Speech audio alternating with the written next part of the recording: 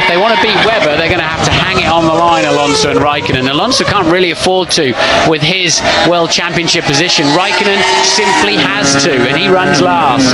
Alonso then 3 times on the front row of the grid this season, twice pole, also started 3rd. He's been pretty consistent himself in qualifying, and he needs all of his skills. He's a 1.5 tenths almost up on Webber in sector 1. Is this going to be a lap where it's all neat and tidy, apart from just a little bit of conservatism when he hits the beach, which is the Tabac corner, through 48, down along the seafront, underneath what used to be the Lowe's Hotel, goes Fernando Alonso, tremendously committed on a single lap. Into the chicane, picking up plenty of curve, and now we ride on board with the World Championship leader. Just 23 years of age. How much of a wide margin does he give to Samuel? He seemed to drop his right wheels into it. He wasn't taking any prisoners through there, was he? 4.5 tenths faster than Webber. This is a superlative lap from Fernando Alonso. He's kept his head, he's kept his nerve. So many challenges throughout this season. He's faced down and he's stood firm in the face of difficulty. Here he comes across the line. Is this provisional pole? Oh yes, it certainly is. What a super lap from Fernando Alonso, and that's the kind of lap time we were seeing this morning. That's what we were expecting from everybody, and Fernando, under terribly difficult circumstances, has delivered.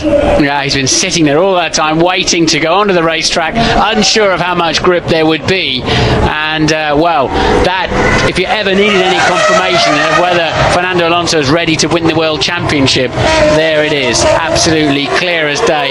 That's a stunning lap, and he knows it. Yeah, absolutely. That's like facing down Michael Schumacher in the last 12 laps at Imola.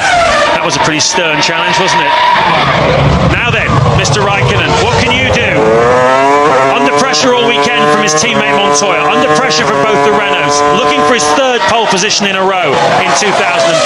He knows there's grip on the racetrack because he's just seen Alonso's time, so he can go and attack now. He's confident in this car. This McLaren's very supple around this racetrack, and look at this.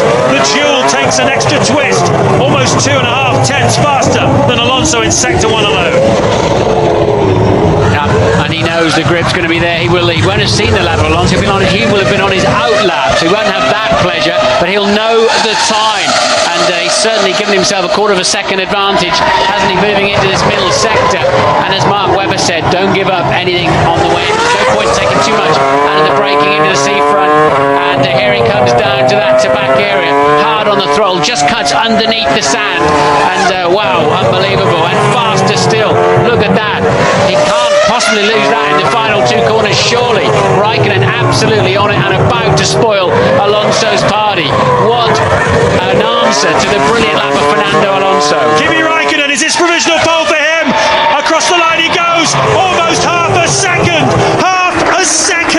faster than Fernando Alonso, and Flavio Briatore did not expect that, and I bet you Alonso didn't either. That is amazing. That says, hey mate, you're not going to run away in this World Championship if I've got anything to do about it. That's tremendous advantage for him in terms of the fuel he can carry into tomorrow's qualifying session. He can carry an extra 10 or 15 kilos more than Alonso into that session. That is one of the finest things I have seen around this track for many a long year, and it's quite interesting, Martin. The track temperature went up 4 degrees in the time of the red flag period after Ralf Schumacher's incident. That's clearly helped the 2 Michelin runners that came after. That's the lap of the year, and Raikkonen, it's not often you see him, is it, being so demonstrative, but Raikkonen has given himself, as you said, a wonderful opportunity to change his strategy, carry the fuel and start on pole position here, and what a stunner that was. The lap of the year so far. But there's a race tomorrow, 78 laps of it, and Alonso will have something to say about it. The Duel is joined then at Monte Carlo. Don't miss tomorrow's Grand Prix.